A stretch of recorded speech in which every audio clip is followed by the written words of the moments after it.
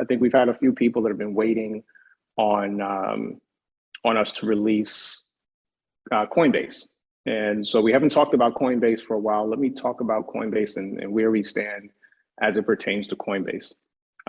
If you have been following what's happening in crypto, one of the other big stories, potentially the biggest story of last week that caused so much of the volatility in the crypto markets, was this story from Coinbase that suggests that they may have to file bankruptcy.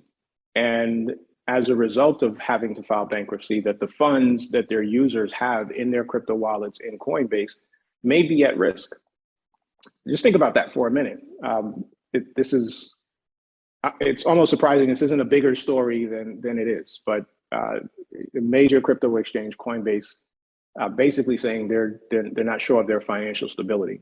So for that reason, amongst others, our development of Coinbase as an exchange partner has come to an indefinite pause.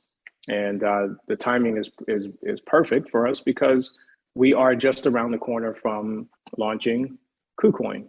So we're excited about KuCoin because it's going to allow you guys, those of you who have not yet had access to trading, KuCoin will allow you to create an API, create an account without having to get ID verified, and create an API connection.